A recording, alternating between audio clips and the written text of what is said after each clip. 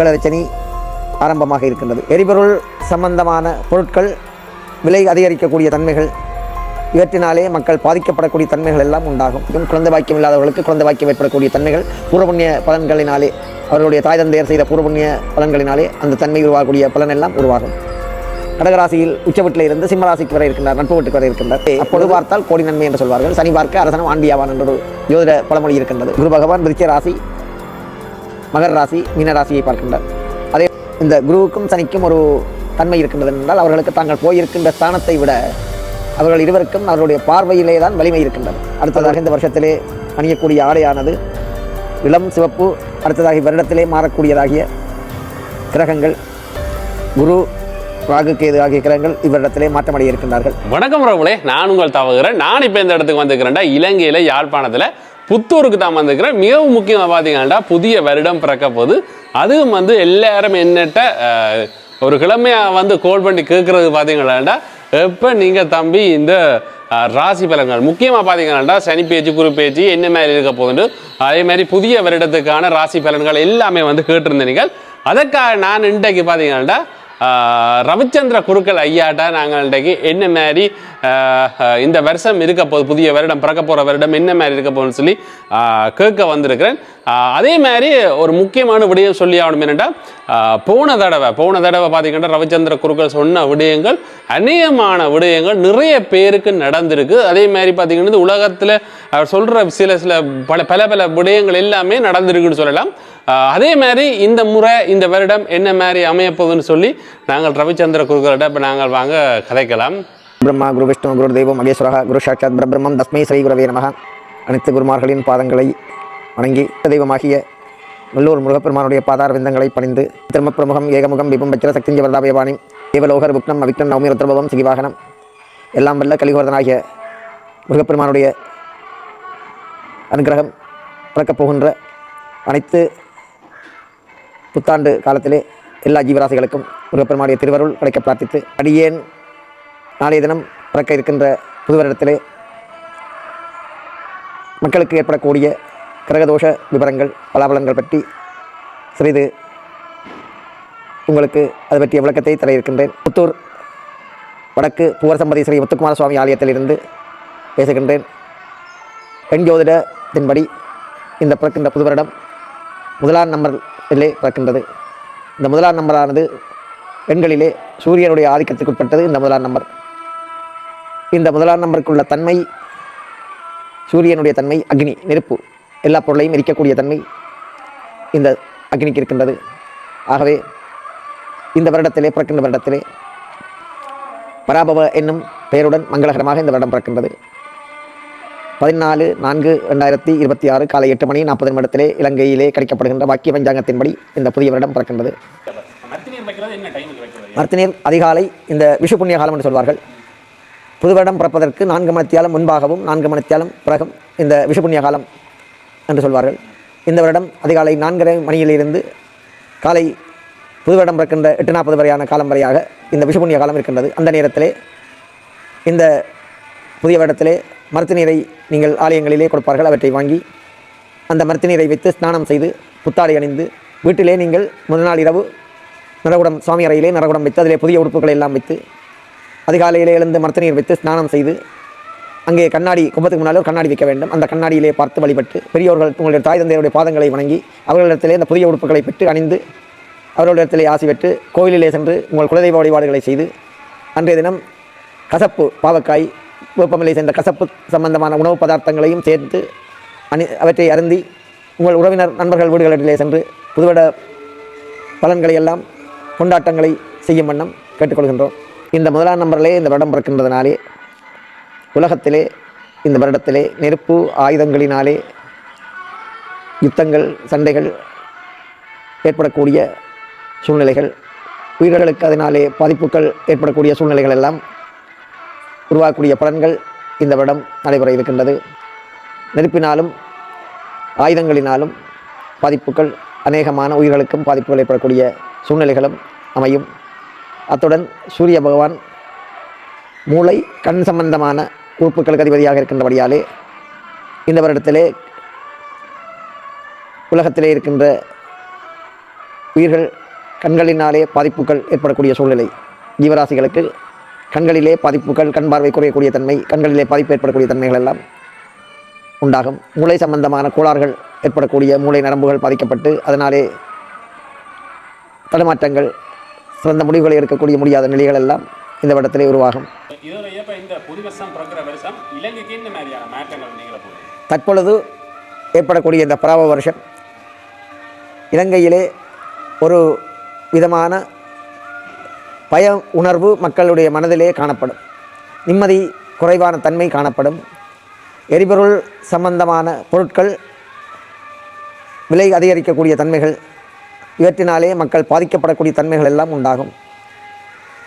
ஆயுதம், எண்ணெய் வகை போன்றவைகள் அதிகளவிலே விரயமாகக்கூடிய தன்மைகள் உண்டாகும். இந்த ஆயுதத்தினாலே, நெருப்பு சம்பந்தமான பொருட்கள், மின்சாரம், ஆயுதங்களினாலே உயிர்களுக்கு பாதிப்பு ஏற்படக்கூடிய தன்மைகள் உண்டாகும். ஆகவே இந்த வருடத்திலே இவற்றையெல்லாம் முடிந்தவரை மக்கள் கோபத்தை குறைத்து இந்த இழப்புக்களை எல்லாம் தவிர்த்து நடப்பதற்கு மக்கள் ஒத்துழைக்க வேண்டும். அவர்கள் மனங்களிலே மாற்றங்கள் ஏற்பட வேண்டும். அப்படியான ஒரு நல்ல மாற்றத்தை, மனதிலே அமைதியை ஏற்படுத்தி முடிந்தவரை இந்த யுத்த சூழ்நிலைகள், அமைதி குறைவான தன்மைகளை எல்லாம் தவிர்த்து நடந்தோமேயானால் ஓரளவு நன்மைகள் நடக்கக்கூடிய தன்மைகள், வாழக்கூடிய சூழ்நிலைகள் உருவாகும் என்பதை உங்களுக்கு தெரிவித்துக் கொள்கின்றோம். அடுத்ததாக இந்த வருடம் பிறக்கின்ற அபரபட்சத்திலே துவாதசி திதியிலே செவ்வாய்க்கிழமையிலே பிறக்கின்றது.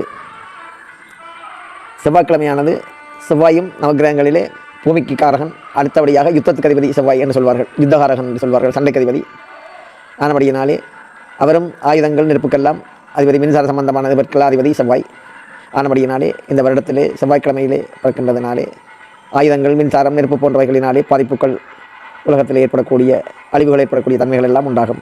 அடுத்தது இடபலக்கணத்திலே இந்த வருஷம் பிறக்கின்றது. இடபலக்கணத்தை 3ஆம் பார்வையாக வருஷம் பிறக்கின்ற பொழுது சனி பகவான் மீனராசியிலிருந்து 3ஆம் பார்வையாக இடபலக்கணத்தை பார்க்கின்றார். அப்படி சனி பகவான் பார்ப்பதினாலே அதனாலும் பாதிப்புகள் ஏற்படக்கூடிய சூழ்நிலைகள், இழுபறி நிலைகள், எந்த முடிவும் எடுக்க கூட முடியாத சூழ்நிலைகள் எல்லாம் ஏற்படக்கூடிய பாதிப்புகள் இந்த வருஷத்திலே உண்டாகும். அடுத்ததாக இந்த வருஷத்திலே அணியக்கூடிய ஆடையானது இளம் சிவப்பு, வெள்ளை கலந்த பட்டாடை அல்லது இளம் சிவப்பு, மஞ்சள் கலந்த பட்டாடை அணியலாம். அடுத்ததாக இந்த வருஷத்திலே கைவிசேஷ தினமாக நாளை மறுதினம் புதன்கிழமை 15/4/2026 காலை 9 மணி 4 நிமிடம் முதல் காலை 9 மணி 51 நிமிடம் வரையான நேரத்திலே கைவிசேஷம் கொடுக்கலாம். அன்றைய தினம் காலை 9 மணி 55 நிமிடம் முதல் நண்பகல் 12 மணி 2 நிமிடம் வரையாக கைவிசேஷம் வழங்கக்கூடிய சுப நேரம் இருக்கின்றது. அதைத் தொடர்ந்து அன்றைய தினம் மாலை 6 மணி 12 நிமிடம் முதல் முன்னிரவு 8 மணி 9 நிமிடம் வரையான நேரத்திலும் கைவிசேஷம் கொடுக்கக்கூடிய சுப நேரங்கள் இருக்கின்றது. இந்த ஆண்டிலே ஆனி மாதம் 32ஆம் நாள் 16/7/2026 வியாழக்கிழமை முதல் ஆடி மாதம் 30ஆம் நாள் 15/8/2026 வரையான நாட்களிலே வியாழ பகவானாகிய குரு பகவான் மேற்கே மறைந்து அஸ்தமனமாக இருப்பதாலும் ஐப்பசி மாதம் 5ஆம் நாள் 22/10/2026 முதல் ஐப்பசி மாதம் 16ஆம் நாள் 2/11/2026 திங்கட்கிழமை வரை சுக்கிர பகவான் ஆகிய வள்ளி கிரகம் மேற்கே மறைந்திருப்பதனாலும் இக்காலத்திலே தேவ பிரதிஷ்டை, பாலஸ்தாபனம், விவாகம் முதலிய வீடு குடி புகுதல் முதலிய சுபகாரியங்களை செய்வது நல்லதல்ல. அடுத்ததாக இவ்வருடத்திலே மாறக்கூடியதாகிய கிரகங்கள் குரு, ராகு, கேது ஆகிய கிரகங்கள் இவ்வருடத்திலே மாற்றமடைய இருக்கின்றார்கள்.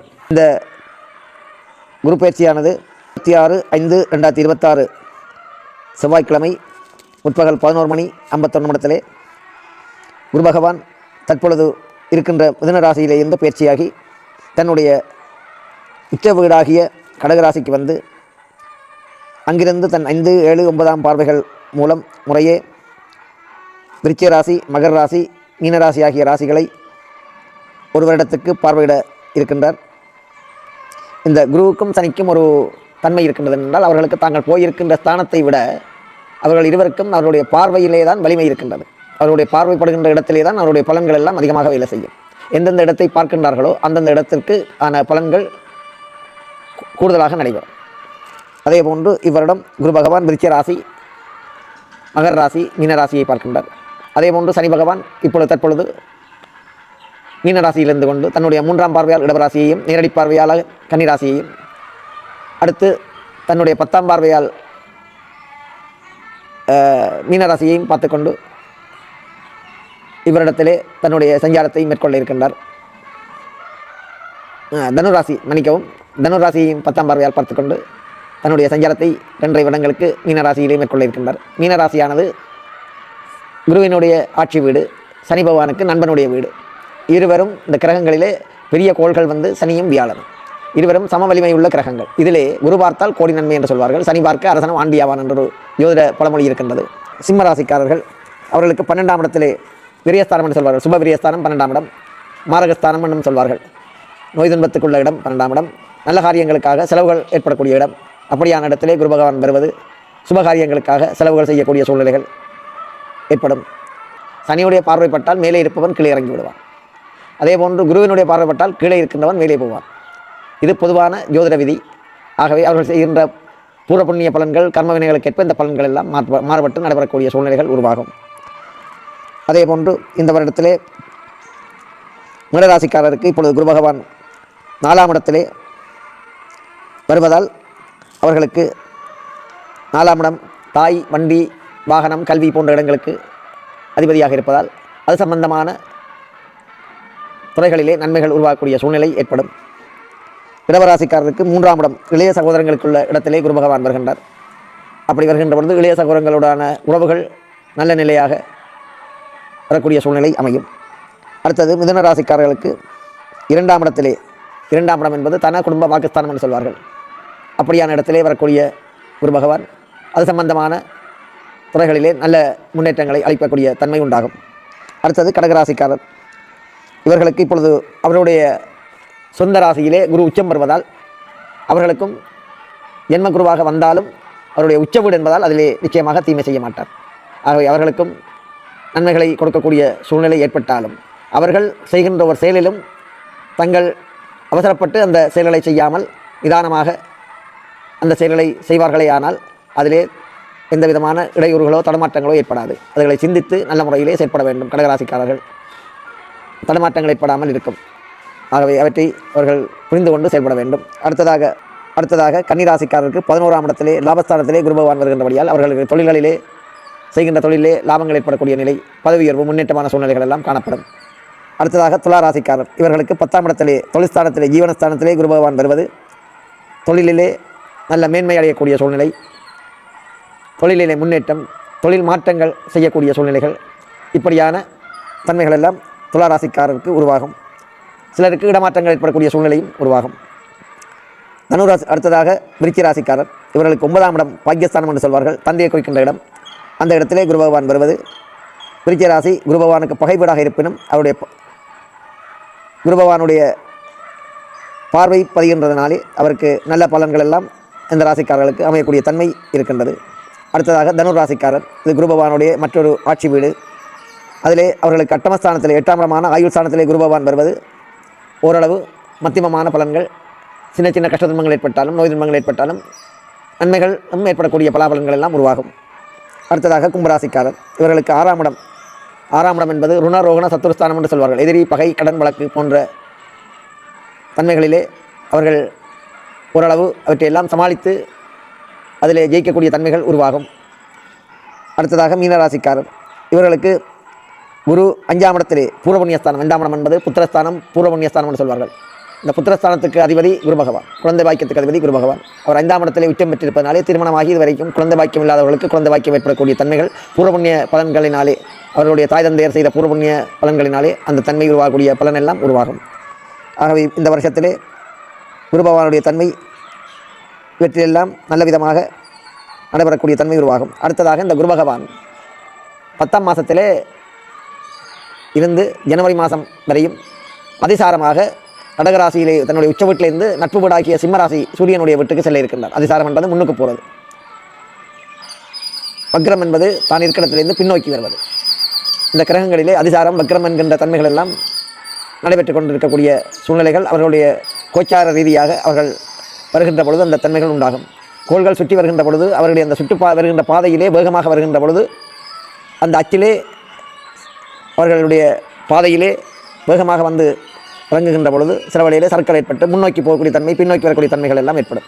இதை வக்ரம் அதிசாரம் என்று சொல்வார்கள். அதே போன்று குரு பகவான் 10ஆம் மாதம் முதல் ஜனவரி மாதம் வரையும் அதிசாரமாக கடகராசியில் உச்ச வீட்டில் இருந்து சிம்மராசிக்கு வர இருக்கின்றார், நட்பு வீட்டுக்கு வர இருக்கின்றார். அப்பொழுது இந்த பலன்கள் 3 மாதத்துக்கு மாறி நடைபெற இருக்கின்றது. 12/20/2026 முதல் ஜனவரி மாதம் 12/2/2027 தமிழுக்கு ஜனவரி மாதம் குரு பகவான் அதிசாரமாக சிம்மராசிக்கு முன்னோக்கி சென்று நிற்கின்ற பொழுது ஏற்படக்கூடிய பலாபலன்கள். மேடராசியினருக்கு 5ஆம் இடத்திலே புத்திரஸ்தானத்திலே குரு பகவான் பூர்வபுண்ணிய ஸ்தானத்திலே வருகின்றார். அதனாலே மேடராசிக்காரர்களுக்கு நன்மையான பலன்கள் உண்டாகும். குழந்தை பாக்கியம், திருமணம் போன்ற பலாபலன்கள் எல்லாம் மேடராசிக்காரருக்கு உருவாகும். அவர்களுக்கு 7 சனி இப்பொழுது ஆரம்பமாகி இருக்கின்றது. இருந்தாலும் குரு பகவானுடைய பார்வை இருக்கின்றபடியினாலே அவர்களுக்கு நட்பலாபலன்கள் நடைபெறும். அடுத்தது இடவராசிக்காரருக்கு 4ஆம் இடத்திலே குரு பகவான் வருகின்றார். அவர்களுக்கும் ஓரளவு சுமாரான நட்பலாபலன்கள் உண்டாகும். அடுத்ததாக மிதுன ராசிக்காரருக்கு 3ஆம் இடம் இளைய சகோதர ஸ்தானத்திலே குரு பகவான் வருகின்றார்.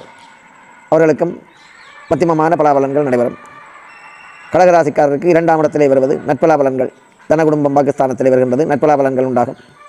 அடுத்ததாக சிங்கராசிக்காரருக்கு ஜென்மக்குருவாக வருகின்றபடினாலே அவர்களுக்கும் ஓரளவு நட்பலாபலன்களும் சிறிய கஷ்ட துன்பங்களும் ஏற்பட்டுவிடக்கூடிய பலன்களும் உருவாகும். அடுத்தது கன்னிராசிக்காரருக்கு சுபபிரிய ஸ்தானத்திலே 12ஆம் இடத்திலே வருகின்ற பொழுது சுப செலவுகள் உண்டாகக்கூடிய தன்மை ஏற்படும். அடுத்தது துளாராசிக்காரர் அவர்களுக்கு 11ஆம் இடத்திலே லாபஸ்தானத்திலே குரு வருவது நட்பலாபலன்களை உண்டாகக்கூடிய தன்மை உருவாகும். அடுத்தது விருச்சிகராசிக்காரர் இவர்களுக்கு 10ஆம் இடம் ஜீவனஸ்தானம் தொழிற்ஸ்தானத்திலே வருகின்றது, அவர்களுக்கும் நல்ல பலாபலன்கள் உண்டாகும். அடுத்தது தனுராசிக்காரர் இவர்களுக்கு 9ஆம் இடத்திலே பாக்கியஸ்தானத்திலே வருவது அவர்களுக்கும் நல்ல பலன்கள் நடைபெறக்கூடிய தன்மை உண்டாகும். அடுத்தது மகர ராசிக்காரர் இவர்களுக்கு 8ஆம் இடம் ஆயுள் ஸ்தானத்திலே வருவது சிறிது கஷ்டபலன்களை கொடுத்தாலும் பெரிய அளவிலே பாதிப்புகள் ஏற்படாது. அடுத்தது கும்பராசிக்காரர் அவர்களுக்கு 7ஆம் இடம் வாழ்க்கைக்குள்ள இடத்திலே கலத்திரஸ்தானத்திலே குரு பகவான் வருவது நட்பலாபலன்கள் அவர்களுக்கும் உண்டாகும். அடுத்தது மீனராசிக்காரருக்கு 6ஆம் இடத்திலே வந்தாலும் மீனராசி அவருடைய ஆட்சி வீடாக இருக்கின்றபடியினாலே அவருடைய பாதிப்புகள் குறைவாக காணப்படும்.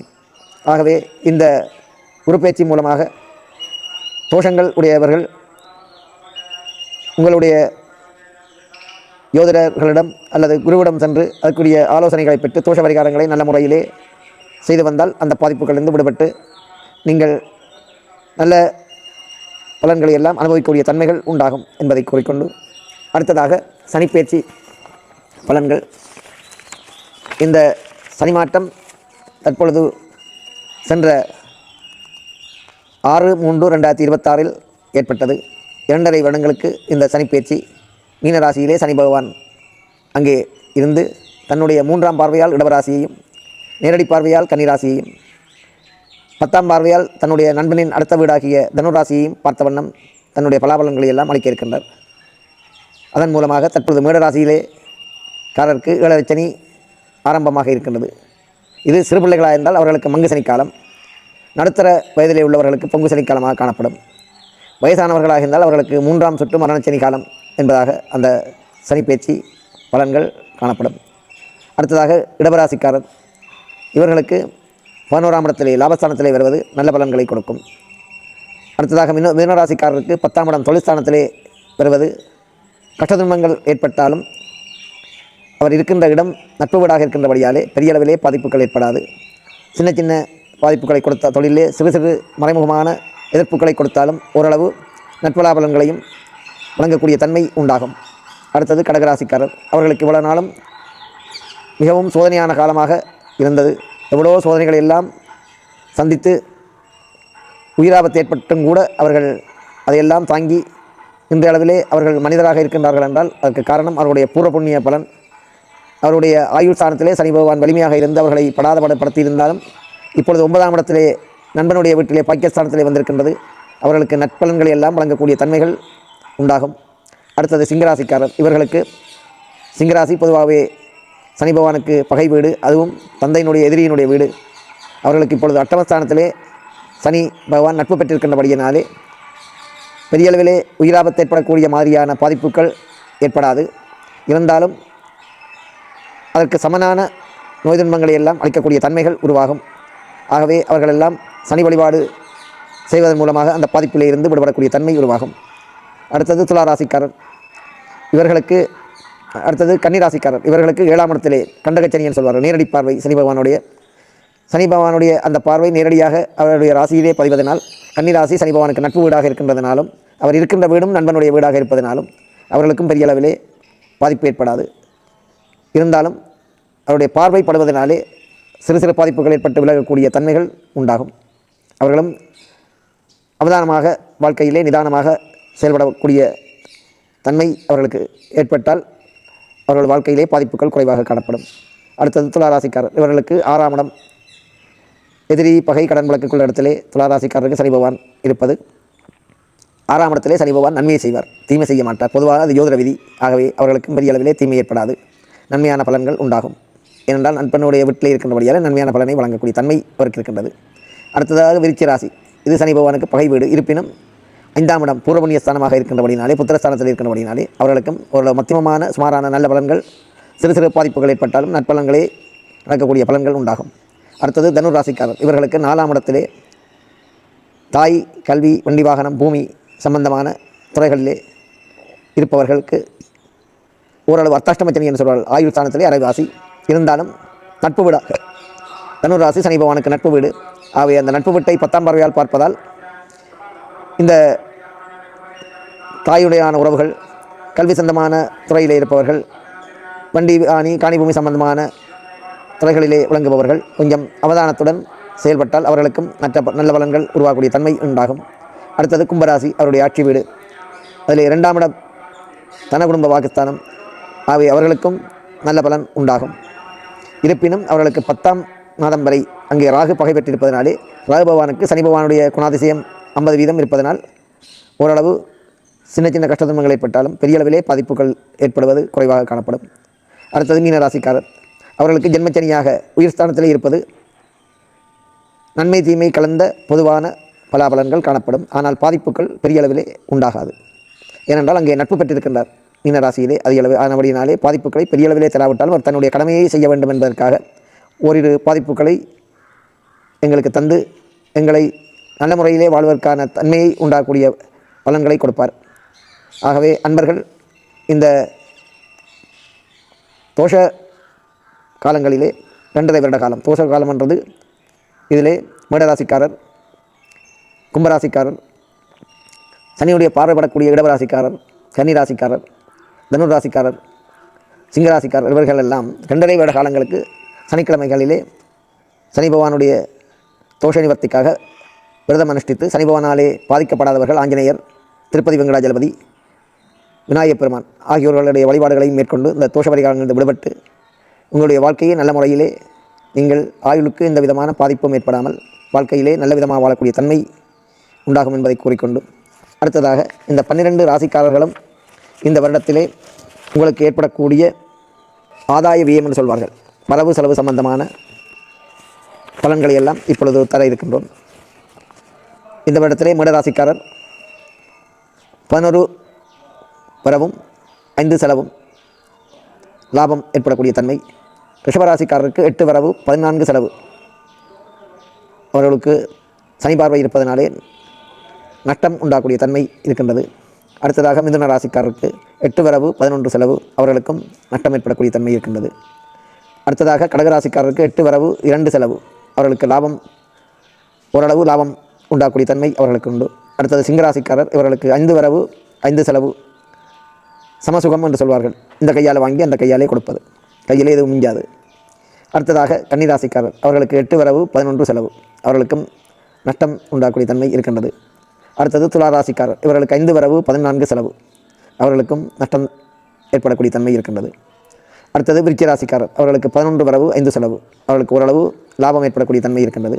அடுத்தது தனுர் ராசிக்காரர், இவர்களுக்கு 14 வரவு 17 செலவு, மத்தியம லாபம் என்று சொல்வார்கள். அடுத்ததாக மகர ராசிக்காரர், கும்பராசிக்காரர், இவர்கள் இருவருக்கும் 2 வரவு 8 செலவு, நஷ்டம்தான் அவர்களுக்கும், அவர்கள் சமயோசிதமாக செயல்பட வேண்டும். அடுத்ததாக மீன ராசிக்காரர், இவர்களுக்கு 14 வரவு 11 செலவு, இவர்களுக்கு மத்தியம லாபம். அவை இவர்கள் இவற்றையெல்லாம் அனுசரித்து நடந்தால், கடைப்பிடித்து நிதானமாக எதையும் செய்யும் தொழில்கள் செய்கைகளிலே நிதானத்தை கடைப்பிடித்து நடந்தால் இவற்றையெல்லாம் தவிர்க்கக்கூடிய சூழ்நிலைகள் உருவாகும். இந்த அடுத்ததாக ராகு கேது பயிற்சி பற்றிய பலன்களையும் உங்களுக்கு தர இருக்கின்றேன். இந்த ராகு கேது பயிற்சியானது இப்பொழுது 27/4/2025 முதல் 13/11/2026 வரை கும்பராசியில் ராகுவும் சிம்மராசியில் கேதுவும் இப்பொழுது இருப்பார்கள். அது பற்றிய பலனை முதலிலே தெரிவித்துக் கொண்டு, மீனராசிக்காரர்களுக்கு 11 ராகு 5 கேது இருப்பது மத்தியம பலன் கொடுக்கக்கூடும். மத்தியம பலன் என்பது நன்மை தீமை கலந்த பலன்கள். அடுத்ததாக இடபராசிக்காரர், இவர்களுக்கு 10 ராகு 4 கேது, அது கஷ்டபலனை, ரெண்டும் பகை பெற்றிருப்பதால் கஷ்டபலனை கொடுக்கக்கூடிய தன்மைகள் உண்டாகும். அடுத்தது மிதுன ராசிக்காரர், இவர்களுக்கு 9 ராகு 3 கேது இருப்பது சுமாரான பலாபலன்கள் உண்டாகும். அடுத்தது கடகராசிக்காரர், அவர்களுக்கு 8 ராகு 2 கேது இருப்பது அவர்களுக்கும் சிறிது கஷ்டமான பலாபலன்கள் உண்டாகும். அடுத்தது சிங்கராசிக்காரர்களுக்கு 7ஆம் இடத்திலே ராகுவும் அவருடைய ராசியிலே கேதுவும் பகை பெற்றிருப்பது கஷ்டபலன்களை கொடுக்கும். அடுத்தது கன்னிராசிக்காரர், இவர்களுக்கு 6ஆம் இடத்திலே ராகு 12 கேது இருப்பது மத்தியமமான பலாபலன்கள் உண்டாகும். அடுத்தது துலா ராசிக்காரர், இவர்களுக்கு 5ஆம் இடத்திலே ராகுவும் 11ஆம் இடத்திலே கேதுவும் இருப்பது நன்மை தீமை கலந்த மத்தியமமான பலாபலன்கள் உண்டாகும். அடுத்தது விருச்சிக ராசிக்காரர், இவர்களுக்கு 4 ராகு 10 கேது இருப்பது சிறிது கஷ்டபலன்களை தரக்கூடிய சூழ்நிலை அமையும். அடுத்தது தனுர் ராசிக்காரர், இவர்களுக்கு 3ஆம் இடத்திலே ராகுவும் 9ஆம் இடத்திலே கேதுவும் இருப்பது மத்தியமமான பலாபலன்கள் காணப்படும். அடுத்தது மகர ராசிக்காரர், இவர்களுக்கு 2ஆம் இடத்திலே ராகுவும் 8ஆம் இடத்திலே கேதுவும் இருப்பது சிறிது கஷ்டபலன்களை தரக்கூடிய நிலை உண்டாகும். அடுத்தது மீன ராசிக்காரர், இவர்களுக்கு 12 ராகு 6 கேது வருவது நன்மை தீமை கலந்த மத்தியமமான பலாபலன்கள் காணப்படும். இந்த ராகு கேது சாயா கிரகங்கள், இவர் 2 பேரும் நிழல் கிரகங்கள் என்று சொல்வார்கள். இவர்கள் இந்த 14/11/2026 முதல் 1.5 வருடங்கள் வரை மகர ராசியில் ராகுவும் கடகராசியில் கேதுவும் மாற இருக்கின்றார்கள். இப்பொழுது கும்பராசியில் ராகுவும் சிங்கராசியில் கேதுவும் இருக்கின்றார்கள். 14/11/2026 முதல் கடகராசியில் கேதுவும் மகர ராசியில் ராகுவும் மாற்றமடைந்து 1.5 வருடத்துக்கு அவருடைய சஞ்சாரத்தை மேற்கொள்ள இருக்கின்றார்கள். அப்பொழுது நடைபெறக்கூடிய பலாபலன்களானது, மீனராசிக்காரருக்கு 10ஆம் இடத்திலே ராகுவும் 4ஆம் இடத்திலே கேதுவும் வருவது மத்தியமமான பலாபலன்களை தருவார்கள். இடபராசிக்காரர்களுக்கு 9ஆம் இடத்தில் ராகுவும் 3ஆம் இடத்திலே கேதுவும் வருவது நற்பலாபலன்கள் உண்டாகும். மிதுன ராசிக்காரர்களுக்கு 8ஆம் இடத்திலே ராகுவும் 2ஆம் இடத்திலே கேதுவும் வருவது சிறிது கஷ்டபலன்களை உண்டாக்கும். கடகராசிக்காரர்களுக்கு 7ஆம் இடத்திலே ராகுவும் அவருடைய ராசியிலே கேதுவும் பகை பெற்றிருப்பது மத்தியமமான பலாபலன்களை உண்டாக்கக்கூடிய தன்மை உண்டாகும். அடுத்தது சிங்கராசிக்காரர்களுக்கு 6ஆம் இடத்திலே ராகுவும் 12ஆம் இடத்திலே கேதுவும் வருவது நற்பலாபலன்கள் உண்டாகும். அடுத்தது கன்னிராசிக்காரர்களுக்கு 5ஆம் இடத்திலே ராகுவும் 11ஆம் இடத்திலே கேதுவும் வருவது நற்பலாபலன்கள் நடைபெறும். அடுத்தது துளாராசிக்காரர் 4ஆம் இடத்திலே ராகுவும் 10ஆம் இடத்திலே கேதுவும் வருவது ஓரளவு மத்தியம பலன்களை கொடுக்கக்கூடிய தன்மை ஏற்படும். அடுத்தது விருச்சிக ராசிக்காரர், அவர்களுக்கு 3இல் ராகுவும் 9இல் கேதுவும் வருவது நற்பலாபலன்களை கொடுக்கக்கூடிய தன்மை ஏற்படும். அடுத்தது தனுர் ராசிக்காரர், இவர்களுக்கு 2ஆம் இடத்திலே ராகுவும் 8ஆம் இடத்திலே கேதுவும் வருவது கஷ்டபலன்களை வழங்கக்கூடிய தன்மை உண்டாகும். அடுத்தது விருச்சிக ராசிக்காரர், மகர ராசிக்காரர். அடுத்தது மகர ராசிக்காரர்களுக்கு ஜென்மத்திலே ராகுவும் 7ஆம் இடத்திலே கேதுவும் இருப்பது கஷ்டதுன்பமான பலன்களை கொடுக்கக்கூடிய தன்மை உண்டாகும். அடுத்தது கும்பராசிக்காரர், இவர்களுக்கு 12இல் ராகுவும் 6இல் கேதுவும் வருவது நற்பலா பலன்களை தரக்கூடிய தன்மை உண்டாகும். அடுத்தது மீனராசிக்காரர், இவர்களுக்கு 11இல் ராகுவும் 5இல் கேதுவும் வருவது நற்பலா பலன்களை வழங்கக்கூடிய தன்மை உண்டாகும். ஆகவே இவர்கள் எல்லோரும் இந்த தோஷ பரிகாரங்களை, ராகுகேது தோஷமுடையவர்கள் செவ்வாய்க்கிழமைகளிலே மாலை 3 மணி முதல் 4:30 வரையான காலத்திலே துர்க்கையம்பாளை வழிபட்டு எலுமிச்சம்பழத்திலே விளக்கேற்றி குங்குமார்ச்சனை செய்வதன் மூலமாகவும், சனிக்கிழமைகளிலே ராகுகேதுக்கு நல்லெண்ணெய் தீபம் ஏற்றி அபிஷேக வழிபாடுகளை செய்வதனாலும் வெள்ளிக்கிழமைகளிலே காலை 10 மணி முதல் 10:30 மணி முதல் 12 மணி வரையான ராகால நேரத்திலே நாகதந்திரா நாகபூஷணி அம்பாளுக்கு பாலாபிஷேகம் செய்து பால்வளம் வைத்து வழிபட்டு வருவதனாலும் இந்த நாகதோஷத்திலிருந்து விடுபடலாம். இந்த ராகு கேது தோஷம் ஏற்படுகின்ற பொழுது அவர்களுக்கு அத்துடன் சேர்ந்து பிதிர் தோஷங்களும் மாதுர் தோஷங்களும் உண்டாகும். இந்த ராகுவும் கேதுவும் பிதிர் மாதுர் தோஷங்கள் இறந்த நமது தாய் தந்தையர் வழியிலே உள்ளவர்களுடைய தோஷத்தையும் தருவார்கள்.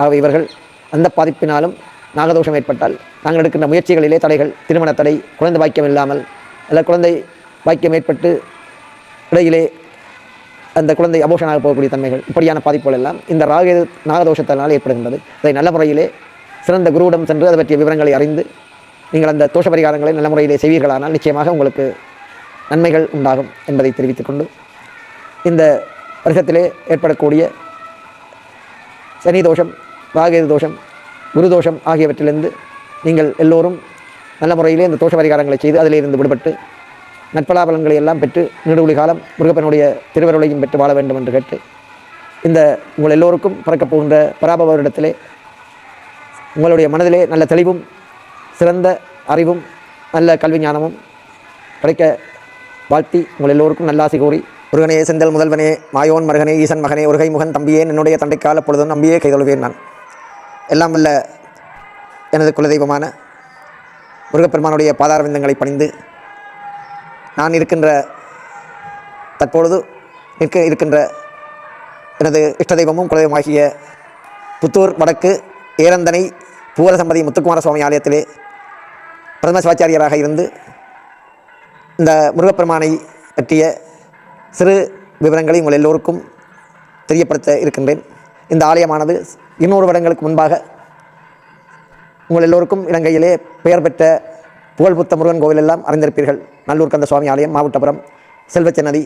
அதே போன்று இந்த முருகன் ஆலயமும் செல்வச்சன்னதியை போன்ற ஒரு அமைப்பிலே இந்த ஆலயம் காணப்படுகின்றது. இந்த ஆலயத்திலே ஒரு 200 வருடங்களுக்கு முன்பாக பூவரச மரத்திலே முருகப்பெருமான் கனவிலே தோன்றி தனது ஒரு குடும்பத்தினருக்கு அந்த காட்சியை கொடுத்து அவர்களை பராமரித்து வரும் வண்ணம் அவர்களை பணித்து அந்த குடும்பத்தினருடைய 2வது மகன் தந்தைக்கு பின்பு 2வது மகன் இந்த ஆலயத்தை நிச்சய பூஜை செய்து வந்து அவர் தற்பொழுது வெளிநாட்டிலே இருக்கின்றார். அதற்கு பின்பு அவருடைய அண்ணனாகிய மூத்தவர் சந்திரமௌலீசன் என்பவர் தற்பொழுது இந்த ஆலயத்திலே பூசகராக கடமையாற்றி நித்திய பூஜைகளை செய்து வருகின்றார். அடியேன் இங்கே பிரதம சிவாச்சாரியராக இருந்து இந்த ஆலயத்திலே நடப்படக்கூடிய மகோத்சவம், கந்தஷ்டி மற்றும் ஏனைய மாதங்களிலே வரக்கூடிய முருகப்பெருமானுடைய விரத உற்சவ காலங்களிலே அந்த உற்சவங்களை எல்லாம் சிறப்பான முறையிலே செய்து கொண்டு வருகின்றேன். இங்கே புதுவருஷ தினத்திலன்றும் காலை அபிஷேகங்கள், பூஜை வழிபாடுகள், எம்பெருமானுடைய உற்சவம் எல்லாம் நடைபெற இருக்கின்றது. இந்த முருகப்பெருமானுடைய அற்புதங்கள் வெளியிலே பலருக்கு தெரியாது.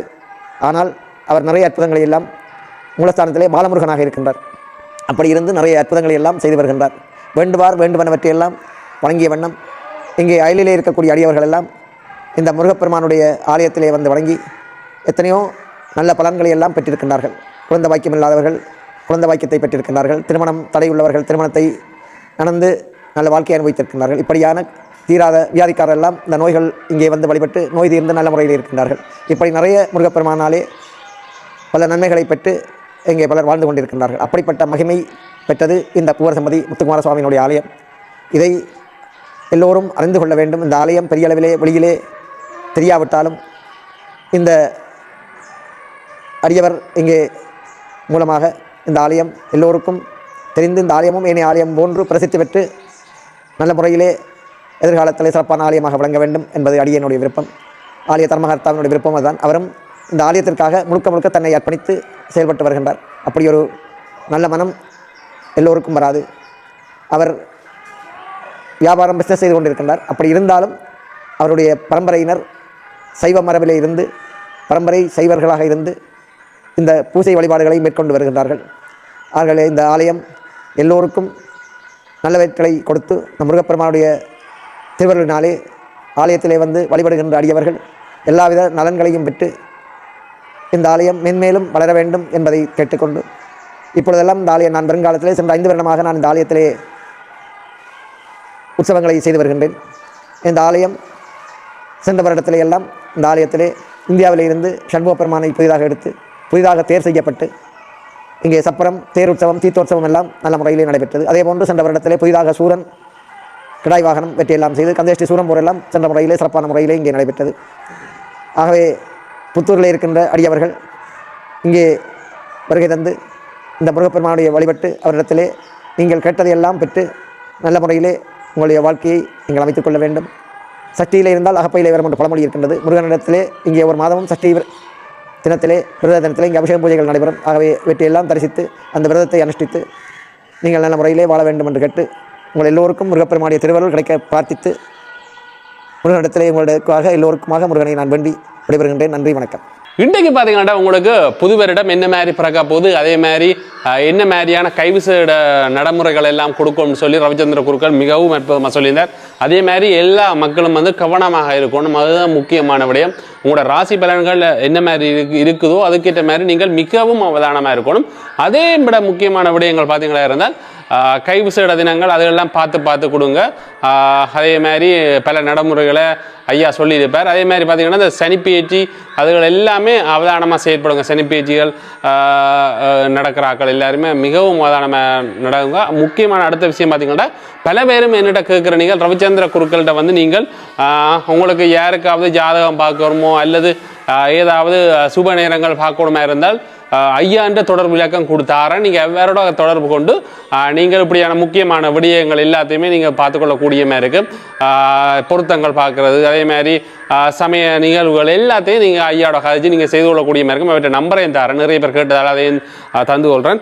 அதே மாதிரி எங்களோட சேனலுக்கும் முதல்ல வந்தீங்கன்னா மறக்காம சேனலை சப்ஸ்கிரைப் பண்ணுங்கள். மீண்டும் இன்னும் ஒரு நல்ல ஒரு காணொலியில் சந்திக்கிறேன். நன்றி.